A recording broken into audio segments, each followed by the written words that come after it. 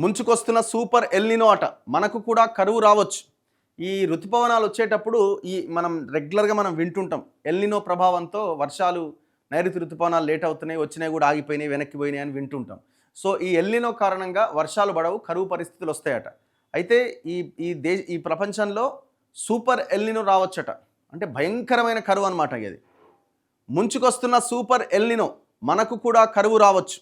భూమిపైన అత్యంత శక్తివంతమైన ఎల్నినో ఈ ఏడాదిలో ఏర్పడవచ్చని శాస్త్రవేత్తలు హెచ్చరించారు. దీన్ని సూపర్ ఎల్నినోగా అభివర్ణిస్తున్నారట.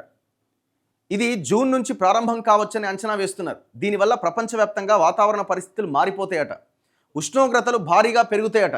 ఋతుపవనాలు అసాధారణంగా ఉంటాయట.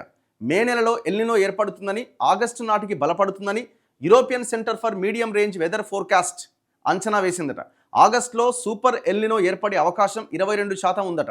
ఈ స్ట్రాంగ్ ఎల్నినో ఏర్పడడానికి 80%, సూపర్ ఎల్నినో ఏర్పడడానికి 22%, స్ట్రాంగ్ ఎల్నినో ఏర్పడడానికి 80%, ఒక మోస్తరు ఎల్నినో ఏర్పడేందుకు 95% అవకాశాలున్నాయని అభిప్రాయపడింది. అంటే దాదాపుగా ఎల్నినో ఏర్పడుతుంది అన్నది చాలా క్లియర్గా అర్థమవుతుంది. కరువు పరిస్థితులు రాబోతున్నాయట. పసిఫిక్ మహాసముద్రంలోని నీరు, అంటే సూపర్ ఎల్నినో అంటే ఏంటి అంటే పసిఫిక్ మహాసముద్రంలో ఉన్న నీళ్లు అసాధారణంగా వేడెక్కడాన్ని ఎల్నినో అంటారట. ఇది జరిగినప్పుడు ప్రపంచవ్యాప్తంగా గాలుల దిశ మారి వాతావరణంలో ఊహించని మార్పులు వస్తాయట. సముద్రపు నీటి ఉష్ణోగ్రత సగటు కంటే 2.5 డిగ్రీలు ఎక్కువగా నమోదైతే దాన్ని సూపర్ ఎల్నినోగా పరిగణిస్తారట.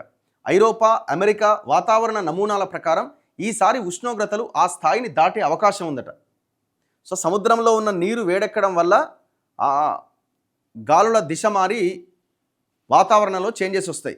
గతంలో 1982, 83, 97, 98, 2015, 16లో ఇటువంటి భారీ మార్పులు సంభవించినాయి. కానీ ఈ ఏడాదిలో రాబోయేది గత 100 ఏళ్లలో అత్యంత శక్తివంతమైనదిగా ఉండవచ్చని అంచనా వేస్తున్నారట. జూన్, ఆగస్ట్ 2026 మధ్యలో ఈ ఎల్నినో మొదలై ఏడాది చివరి వరకు కొనసాగే అవకాశం ఉందట. దీనివల్ల ఏమవుద్దంటే అధిక ఉష్ణోగ్రతలు, ప్రపంచవ్యాప్తంగా ఎండలు మండిపోతాయి. కొత్త అత్యధిక ఉష్ణోగ్రతల రికార్డులు కూడా నమోదయ్యే అవకాశం ఉంటుంది.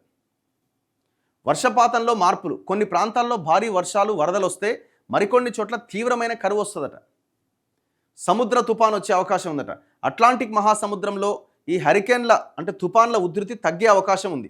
అదేవిధంగా పసిఫిక్, హవాయ్, పశ్చిమాసియాలో తుఫాన్లు తీవ్రం కావచ్చు. వర్షపాతం తగ్గిపోవడం వల్ల మధ్య, ఉత్తర భారతదేశంలో కరువు సంభవించే అవకాశం ఉంది. మధ్య ఆఫ్రికా, ఆస్ట్రేలియా, ఇండోనేషియా, ఫిలిప్పీన్స్తో పాటు దక్షిణ పసిఫిక్, మధ్య అమెరికా, ఉత్తర బ్రెజిల్ వంటి ప్రాంతాల్లో కూడా కరువు సంభవించే అవకాశం ఉన్నదట. ఇప్పటికే ఎండలు మండుతున్నాయి. ఈ పరిస్థితి ఇంకా వస్తే సిచ్యువేషన్ ఏంది అంటే ఎండాకాలం మరింత ముందుకెళ్లే అవకాశం ఉందా? వాతావరణంలో వస్తున్న భయంకరమైన మార్పులు ఆగం చేస్తున్నాయి. చలో నెక్స్ట్